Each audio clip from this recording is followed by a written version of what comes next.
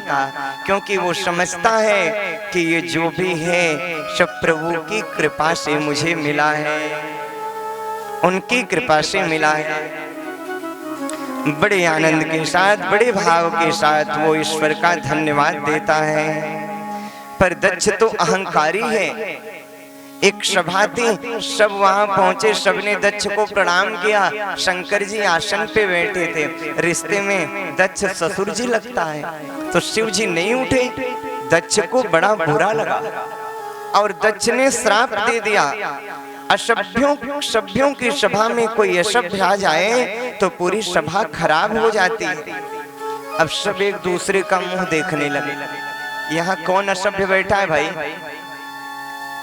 दक्ष ने कहा, कहाँ देख रहे हो? अरे ये असभ्य तो शंकर है, न पहनने का तरीका न रहने का तरीका, देखो कैसे बैठा है। और गालियां देने लगा भगवान शिव जी को, और गाली देते देते अंत में श्राप दे दिया, आज के बाद इसे किसी भी यज्ञ में कोई भाग नहीं मिलेगा। अब जैसे ये श्राप मिला, नंदी से रहा नहीं गया, नंदी शस्त्र उठा लिए। शंकर जी बोले रहने दो, ससुर जी हैं, दो चार गाली मिल गई तो कोई बात नहीं, ऐसे भी ससुराल में जाओ तो गाली मिलती है, अंतर होता है। ससुराल में जाओ तो गाली वहां महिलाएं देती हैं, परंतु यहाँ पर ससुर जी दे रहे हैं, इतने अंतर है, कोई बात नहीं।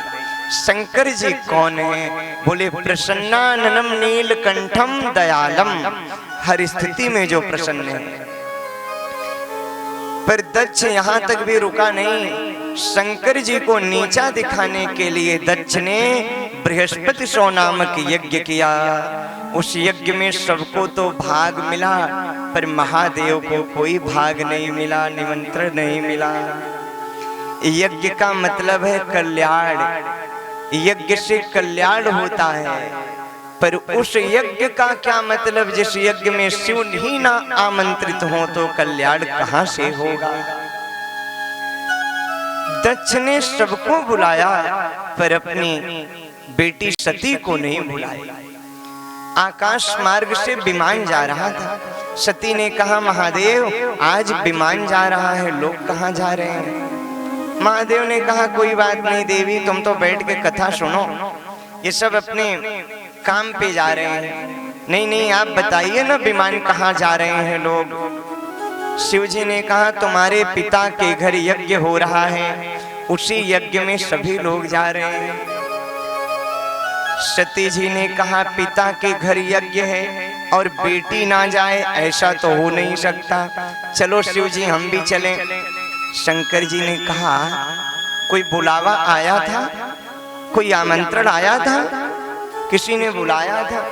बोले अरे पिता के घर बुलाने की क्या बात है, पिता के घर है, आओ चलो चलते हैं। शिव जी ने कहा, नहीं, जहां पर जाने से किसी को प्रसन्नता ना हो ऐसी जगह नहीं जाना चाहिए। आवत ही हर से नहीं, नैनन नहीं सने, तुलसी तहाँ न जाइए, चाहे कंचन बरसे ने।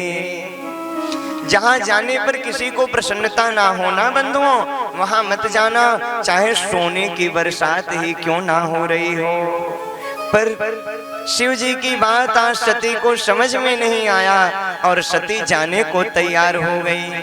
जब वहां सती पहुंची, सती का किसी ने सम्मान नहीं किया।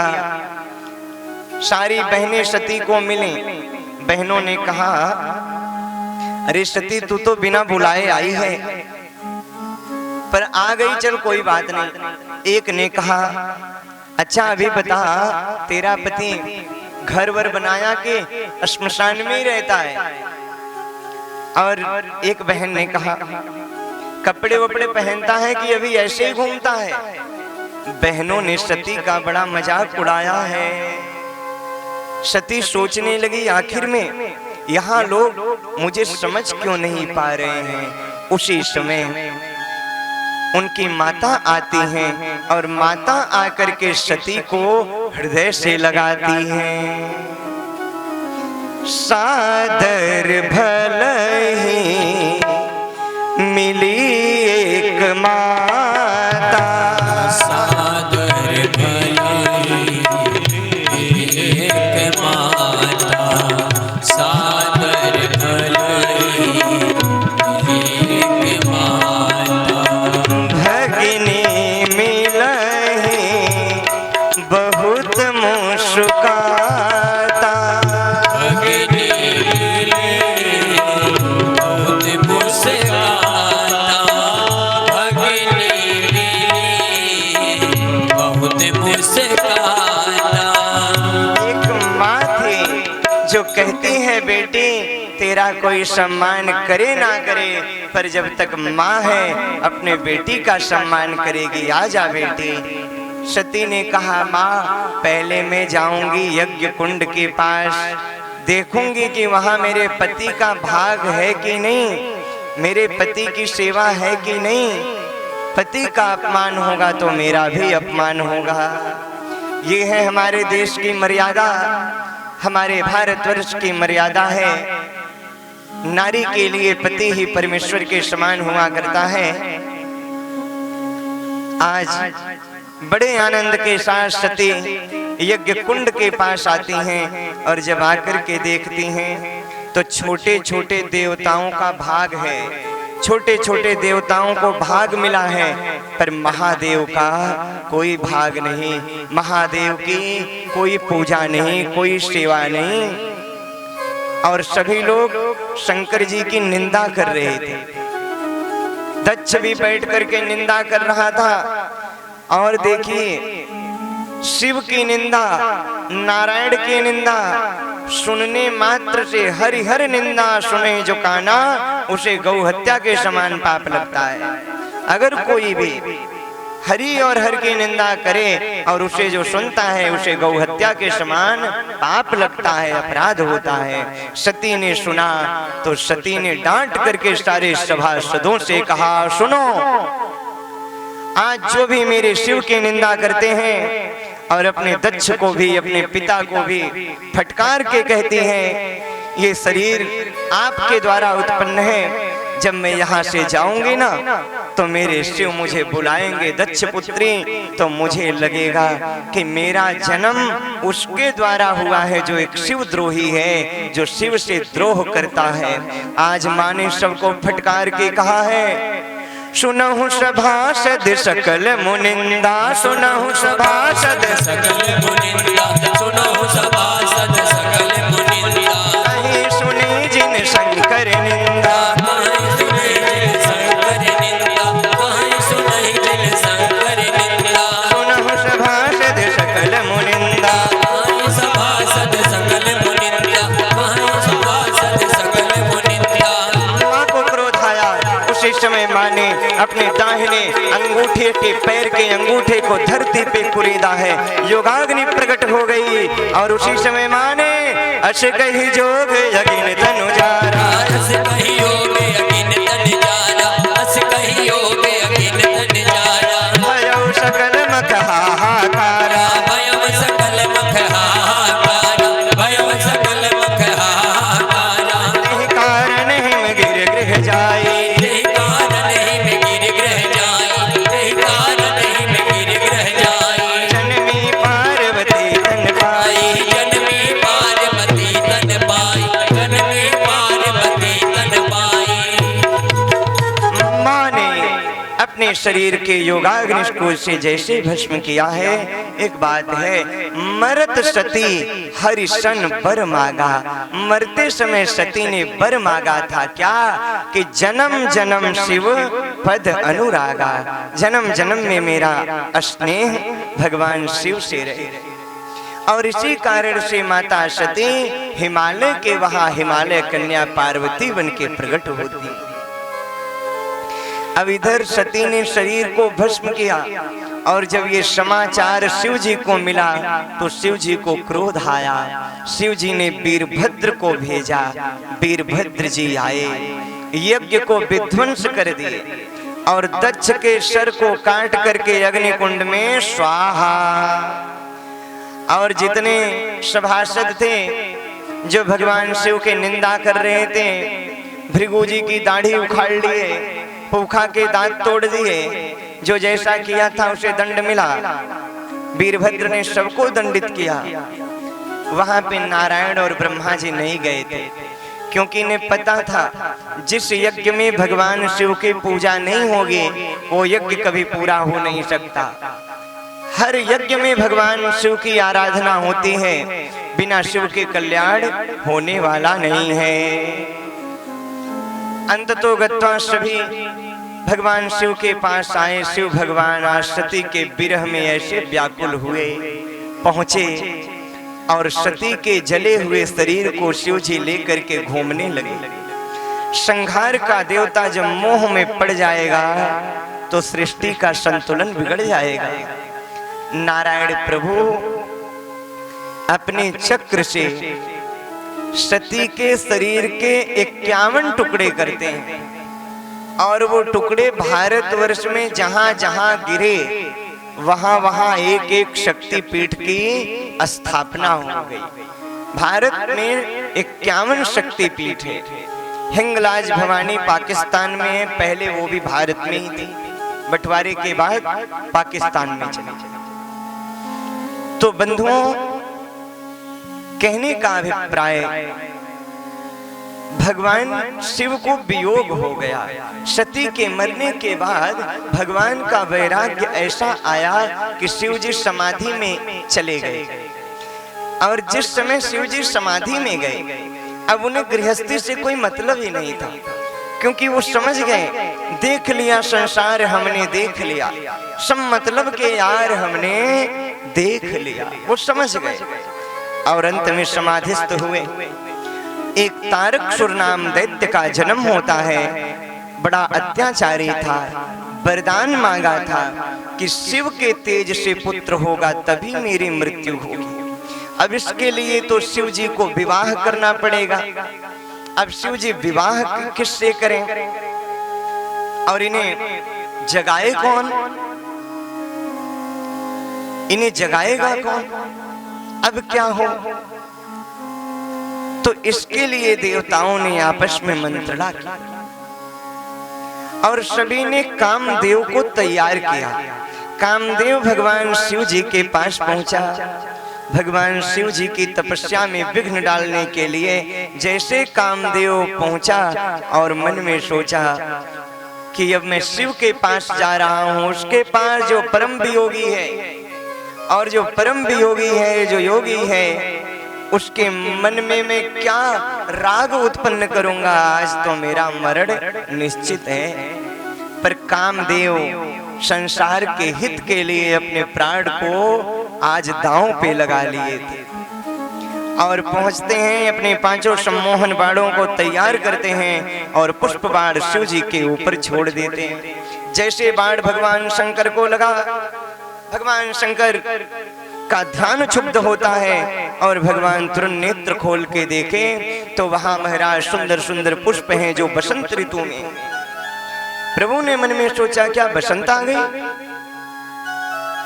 पर ध्यान से देखे अभी तो बसंत ऋतु नहीं आई, पर ये बसंत जैसा माहौल क्यों है। और जैसे ही पत्ते पर देखते हैं कामदेव छिपा था और जैसे कामदेव को देखे, कामदेव को देखते ही भगवान शिव का तीसरा नेत्र खुलता है, कामदेव जल करके भस्म हो जाता है। बंधुओं, भस्म हो जाता है।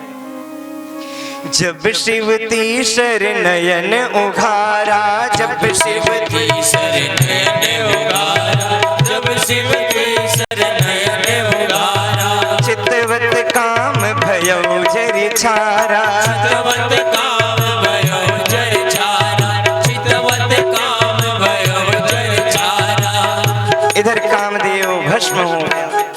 भगवान शंकर पुनः अपने ध्यान में आसन लगा के बैठ गए। अब इधर आइए हिमालय की तरफ चलते हैं, जहां जगत जननी जगदम्बा परम्बा अम्बा माता पार्वती आई।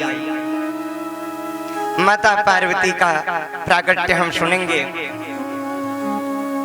भगवान शिव के अंदर भगवान राम आ गए और राम जी ने आके कहा कि तुम विवाह करो शिव जी।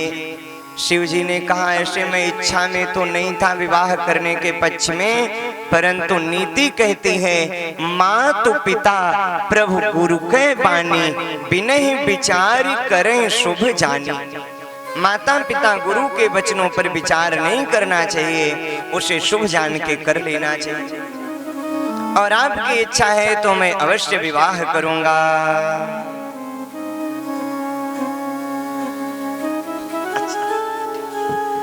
बोलिए वृंदावन बिहारी लाल की जय हो। मैं अवश्य विवाह करूंगा।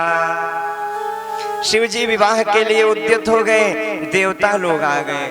आपने कामदेव को जला दिया तो विवाह किसके साथ करोगे?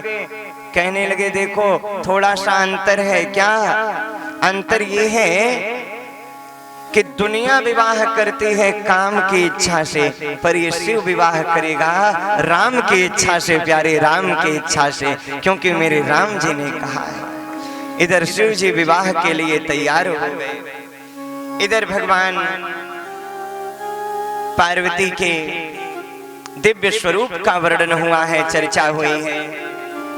सती मरने के बाद हिमालय के वहां पार्वती बनकर के प्रकट होती हैं और पार्वती की हस्तरेखा देखने के लिए जब नारद जी पहुंचे तो नारद जी ने कहा तुम्हारी बिटिया में तो सभी कुछ अनुकूल है, पर प्रतिकूल क्या है? इसका जो पति होगा कैसा होगा? जोगी जटिल अकाम नग्न अमंगल वे, अश स्वामी अश कहीं मिले परिहस्त अशरे। इसका स्वामी जोगी होगा, जटिल होगा, अकाम होगा। माता मैना रोने लगी, इतनी सुंदर फूल जैसी बेटी और इसका पति ऐसा होगा। महाराज कोई उपाय तो होगा? बोले उपाय एक है, ये जितने भी अमंगल हैं अगर इसका विवाह शिव से हो जाए तो अमंगल भी मंगल हो जाएगा। पर शिव से विवाह कैसे होगा? जब शिव को प्राप्त करने के लिए ये तप करे। छोटी सी उम्र में पार्वती तप करने के लिए चल दी और बहुत कठिन तप की, और तप के प्रभाव से ही भगवान शिव भी विवाह के लिए तैयार हो गए। अब सारे देवता भी समझ गए कि ओ शंकर जी तो विवाह के लिए मान गए। तभी देवता आए, कहे अमर आए के हेतु। देवताओं से बोले चलो तैयारी करो विवाह की। देवता लोग गए अपनी अपनी तैयारी करने लगे। देखिए विवाह होता है तो बारातियों की भी अपनी अपनी तैयारी होती है। सारे बाराती तैयार होने लगे और दुल्हा सरकार पे किसी का ध्यान ही नहीं है। इंद्र चले गए, अपने ऐरावत को सजाने लगे। अपने ऐरावत को आज इतना स्नान करा रहे हैं, अब यमराज से भी रहा नहीं गया। अपने काले भैंसे को निकाले और रगड़ रहे हैं, मानो आज चमका देंगे। कुबेर भी अपना विमान निकाल करके सुंदर महाराज उस पे सुंदर झालर लगा रहे हैं, सुंदर सजा रहे हैं। सारे बराती सज रहे हैं, अपने अपने आप को सजा रहे हैं। नाना वाहन नाना वेखा, सब अपने वाहन को अपने वेश को संवार रहे हैं, पर दूल्हे की तरफ किसी का भी ध्यान नहीं जा रहा है। शंकर जी अकेले बैठे थे। गढ़ों ने कहा दुल्हा को कैसे सजाएं और दुल्हा को सजाने के लिए क्या करना पड़ेगा। सबने कहा भाई देखो, जब संसार में दुल्हा बनता है तो सबसे पहले मोर लगाना पड़ता है। शिव जी ने कहा ये मोर क्या होता है? नंदी आके बोले वो थोड़ा सा टोपी की तरह होता है, ऊपर उठा होता है। बोले ये मोर कब तक लगाना पड़ता है? बोले बस जीवन में एक बार जब विवाह होता, उसके बाद मोर का क्या होता है? बोले उसके बाद मोर रख दिया जाता है या गंगा जी में स्वाहा। शिव जी ने कहा मैं तो उसे मोर रूप में धारण करूंगा जिसे एक बार सर पे बैठा लूंगा, कभी स्वाहा नहीं करूंगा। इसलिए मेरा मोर अलग होना चाहिए। कुछ ऐसा होना चाहिए जिसे एक बार धारण कर लो तो कभी हटाऊं मत। अब गरुड़ ने सोचा क्या किया जाए। तो महाराज नंदी पहुंचे एक गुफा के पास और वहां से पतले पतले सांपों को बताए भैया जो पतले पतले सांप हैं वो निकल जाएं बाहर। तो 25-30 सांप बाहर निकले, पतले पतले सांप, और उसमें भी वो कई रंग के थे। सांप को लिए और उनके सर को पकड़े और ऊपर से गांठ बांध दी। सारे सांपों को इकट्ठा कर से ऊपर से गांठ बांध दिए और ले आए और भगवान शंकर के ऊपर जो पूंछ है वो नीचे लटक रही थी और जो फन था वो मोर बन करके भगवान शिव की शोभा बढ़ा रहा है। बंधुओं, शोभा बढ़ा रहा है। मुकुट तो बन गया। बोले अब माला की जरूरत है। माला कौन सी?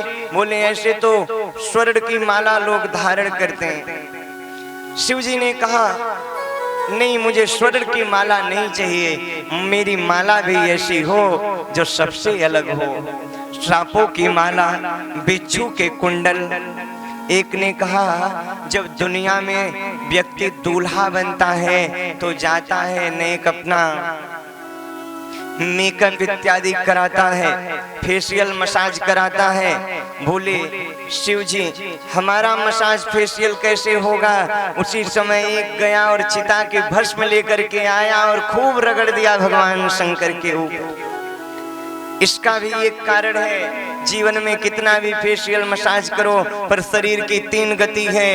क्या? बोले कृमिविट भस्म संज्ञानतम, एक दिन शरीर को भस्म ही होना है। इसलिए भगवान शंकर कहते हैं मैं भस्म पहले से ही लगा ले रहा हूं। भगवान त्रिशूल ले लिए। बोले जब संसार में व्यक्ति दुल्हा बनता है तो 4 व्हीलर में बैठता है, तो भगवान शंकर का नंदी बैल आ गया और बैल पे भगवान शिव बैठ गए। बड़ा सुंदर गरुड़ ने सजाया है। बड़े आनंद से भूत भावन भोलेनाथ का दिव्य श्रृंगार हुआ है। भक्तजनों, ऐसा पावन श्रृंगार, ऐसा आनंदित श्रृंगार गोस्वामी जी कहते हैं गरुड़ ने कैसे भगवान को सजाया। शिव शंभु गण करहि श्रृंगारा, जय शिव शंकर जय भोला, जय शिव शंकर जय भोला। जटा मुकुट अरु मोर सवारा, जय शिव शंकर जय भोला, जय शिव शंकर जय भोला।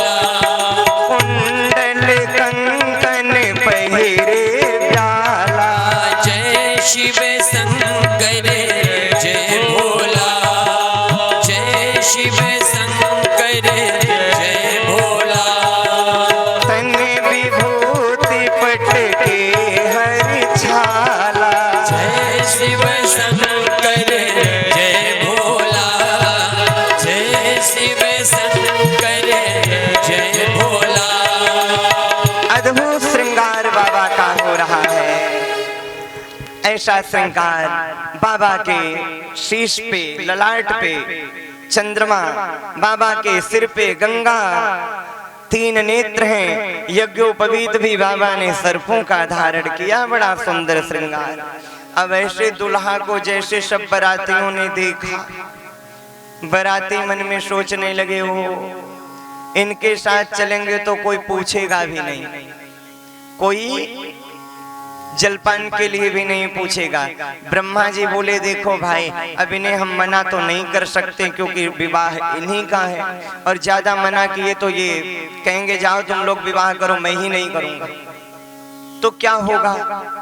इसलिए सबसे बढ़िया तो ये है कि तुम लोग आगे निकल जाओ और ये अपना अकेले हो जाएंगे, अपनी व्यवस्था कर लेंगे। तो सारा देव समाज आगे आगे निकल दिया। अब भगवान शंकर अकेले। देखो जब बारात जाती है तो दूल्हा का बड़ा सम्मान होता है, दूल्हा की गाड़ी आगे होती है, पर यहाँ की ऐसी बारात की बारातियों की गाड़ी चली गई, दूल्हा बेचारे अभी बैठे अकेले।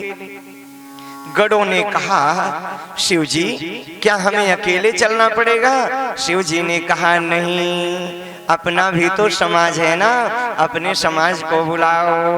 बोले किसे बुलाएं? बोले अपना समाज। कौन है अपना समाज? बोले दुनिया के जितने भी भूत प्रेत हैं सबको बुलाओ। उसी समय महाराज श्रृंगी ने भृंगी बजाया। सुनो, भगवान शंकर के विवाह में भूत प्रेत डाकिनी शाकिनी प्रेत पिशाचनी बुढ़वा सभी लोग आ जाए, सभी का स्वागत है। इन्हें कौन बुलाएगा हो अपने विवाह में? कोई भूत को बुलाएगा कि भूत जी आइए?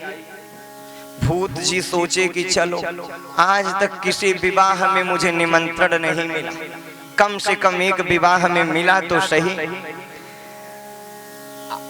और हमारे मालिक का विवाह है। अब मालिक का विवाह है तो काहे नहीं चलेंगे?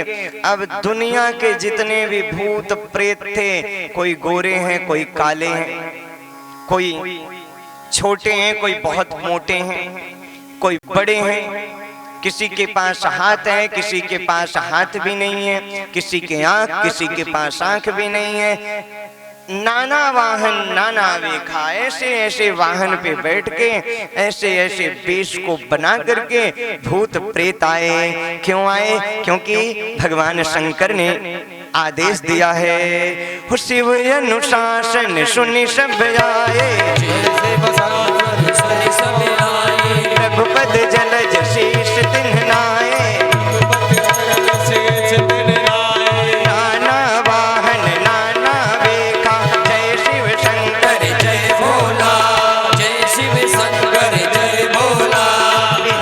शिव समाज निज देखा, जय शिव शंकर जय भोला। ऐसे वाहन पे बैठ के, ऐसे बेश पे बैठ करके जब सब आए, भगवान शिव हंसने लगे। अच्छा, हंसे क्यों? क्योंकि ऐसे लोग थे। कैसे?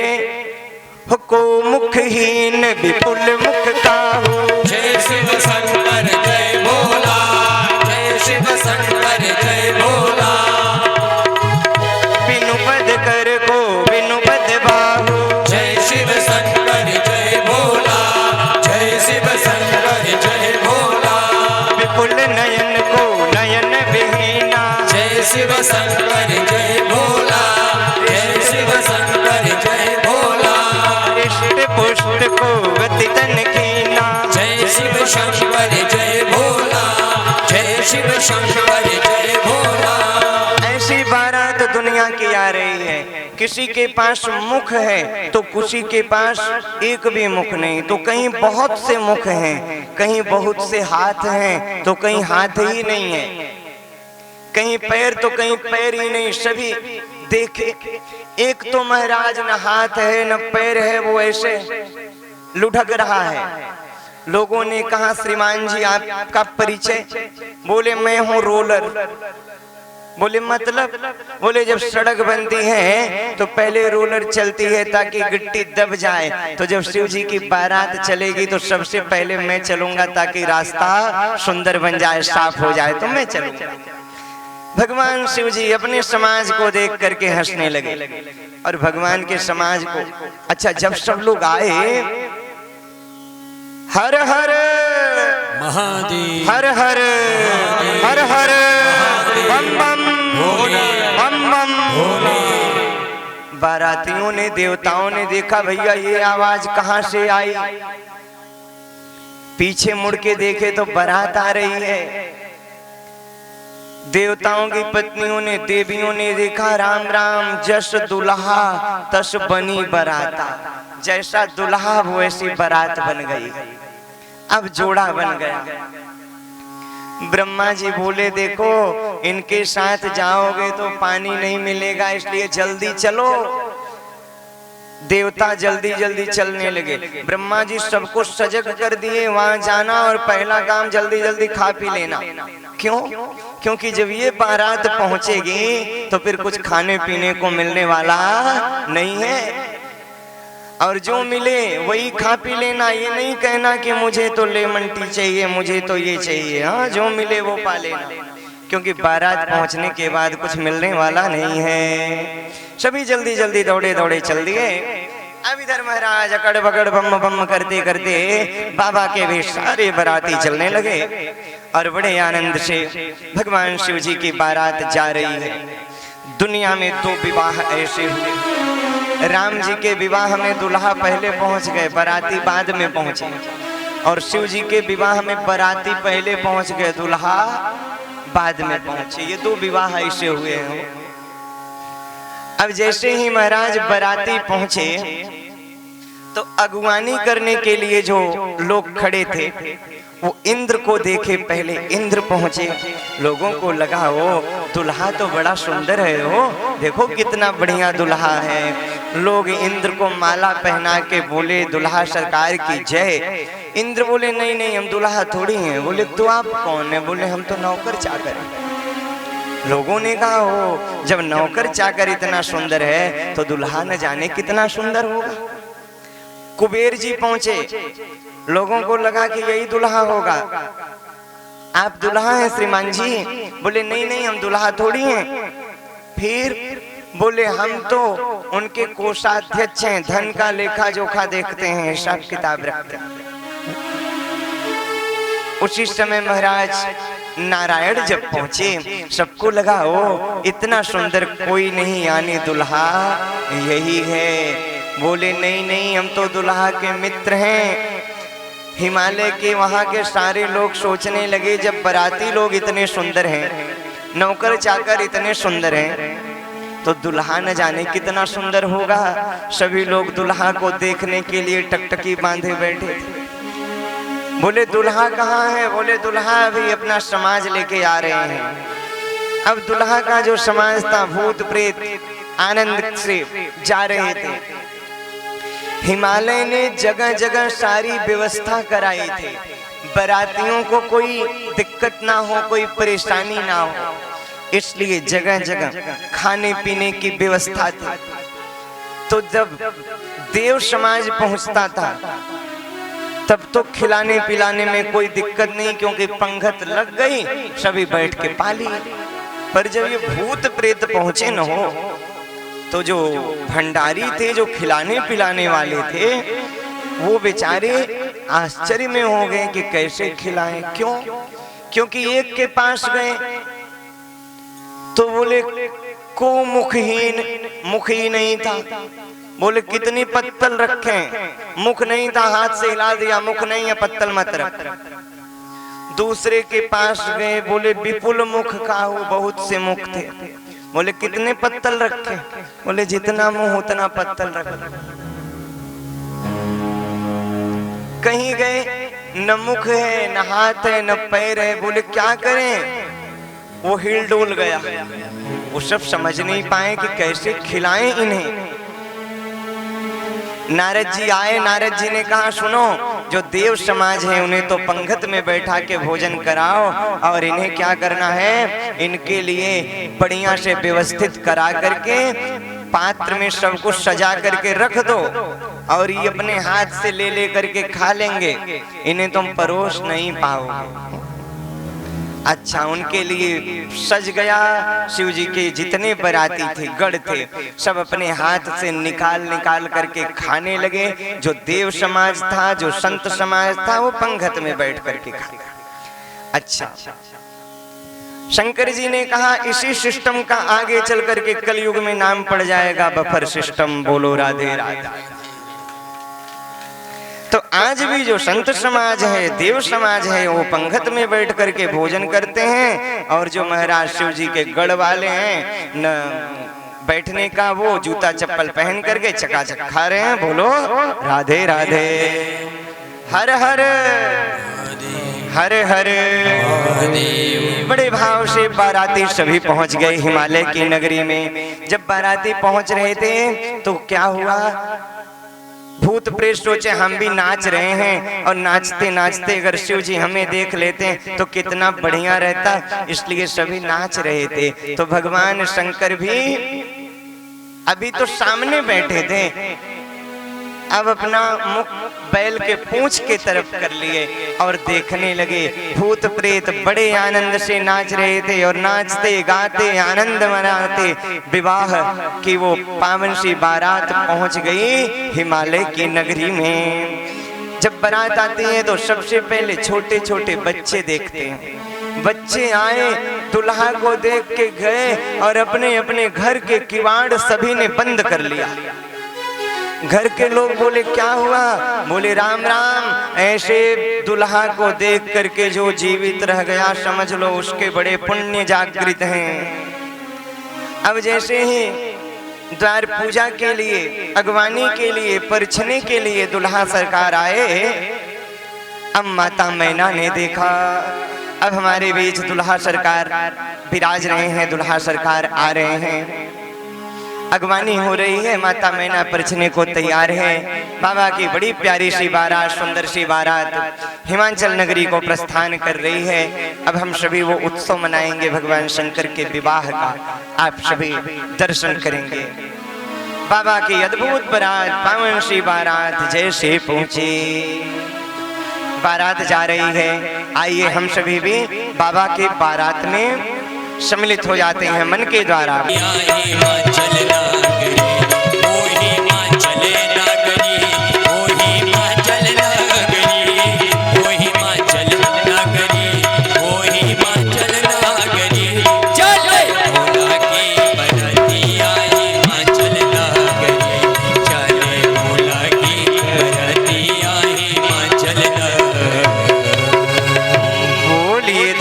सरकार की अद्भुत बारात पहुंची है हिमालय के वहां। मैना माता जब आरती करने के लिए आई और ऐसा विकट स्वरूप माता ने दर्शन किया, माता मूर्छित होके गिर पड़ी। फिर नारद जी आए, बताए कि ये स्वयं विश्वनाथ हैं और ये स्वयं जगदम्बा भवानी हैं। इनके महिमा का जब हिमालय को, मैना को ज्ञान हुआ, तब बाबा का बड़े आनंद के साथ उत्सव मनाया गया, विवाह उत्सव। आज परम सौभाग्य है हम सभी भी इस पावन श्रीमद् भागवत कथा के अंतर्गत भगवान शिव का विवाह उत्सव की तैयारी हो रही है। सर्वप्रथम भगवान शिव और पार्वती का दिव्य जयमाल कार्यक्रम सुसंपन्न होगा। पुनः भगवान का दिव्य पूजन अर्चन बंधन और चरण प्रक्षालन करके हम सभी आशीर्वाद स्वीकार करेंगे। बड़े आनंद के साथ भगवान का दिव्य मंगल जयमाल कार्यक्रम अपने नेत्रों को सफल करें। भगवान का ये सुंदर कार्यक्रम। मंगलम भगवान शंभो मंगलम विश्वध्वज मंगलम पार्वती नाथाय मंगलाय तनो शिवः। भोले शंकर भगवान